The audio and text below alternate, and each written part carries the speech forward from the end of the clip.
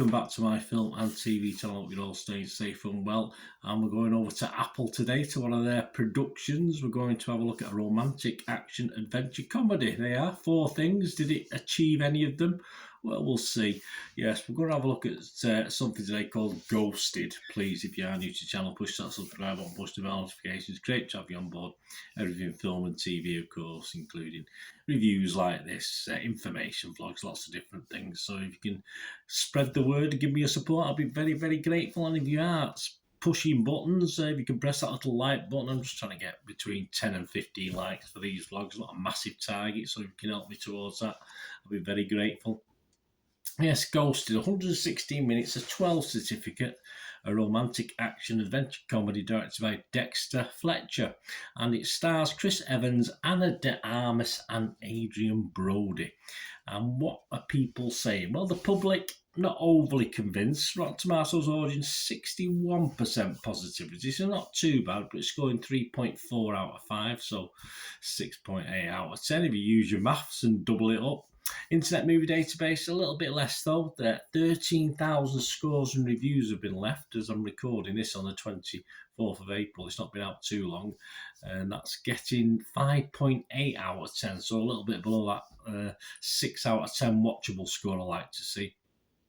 And Metacritic, their users, only about 20 odd of them, but they're giving it a 4.7 out of 10. So not fantastic, a little bit mixed, I think we can say on Joe Public. This was, of course, produced by Apple Studios and Skydance, released on Apple TV Plus on April the 21st, 2023. So if you've watched it, let me know what you think.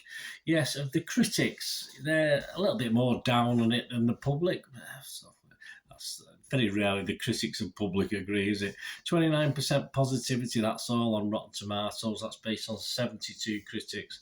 An average rating of just 4.2 out of 10. And 21 fresh, but 51 rotten. A couple of the rotten ones, Peter Savinsky from RogerEbert.com, he said, a tedious exercise in sheer greed and laziness that presumes if enough money and famous faces are tossed into the mix, no one will notice. Helen O'Hara from Empire magazine, she was similarly not unimpressed. If you're going to take a hugely familiar premise and rely on easy star chemistry to sell it, you really need the right stars in the right roles and a killer script for all the killing. Sadly, this ain't quite it. Stephanie Zacharek, though, from Time magazine, she liked it a little bit more. There are worse things in life, she said, than spending a few hours in the company of appealing performers as they play out some of the classic romantic comedy patterns. Okay, I don't think Stephanie's watched too many of this sort of film.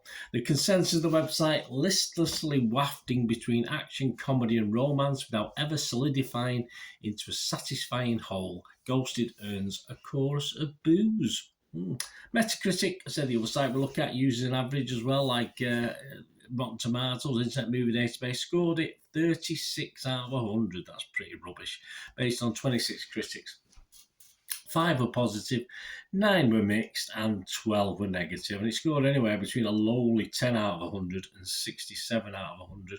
The Independent's Clarice Luffrey, I love that name, as you know, Clarice Luffrey, only gave it 20 and said there is no chemistry, sexual or otherwise. I would have to agree. Hollywood Reporter's David Rooney, though, was a little bit better on it. He gave it 60. He said Fletcher conducts a high-speed chase more than competently. Yes, I don't mind the action scenes, in fairness, but it's the sparks generated by de Armas and Evans that keep it buoyant.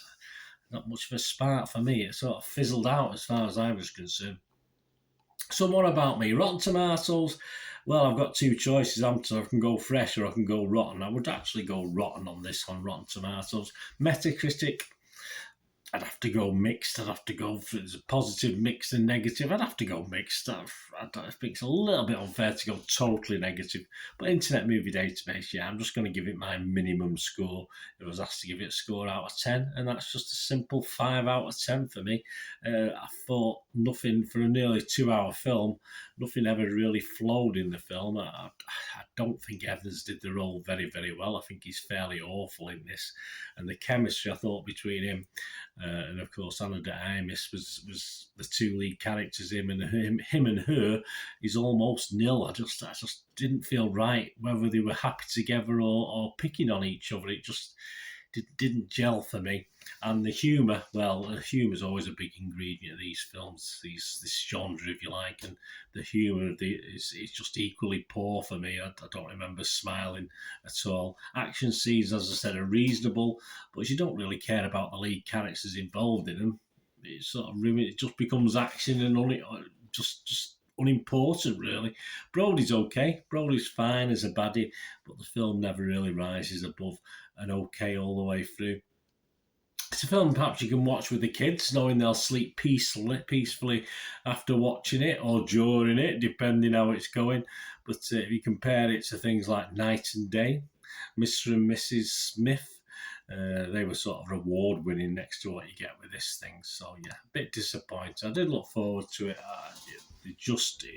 I think once you've got your leads and they don't seem to rub off against each other or rub up against each other or whatever they want to do, it doesn't seem to work for me with either of the leads. I just thought that meant the whole film fell a little bit flat for me as well.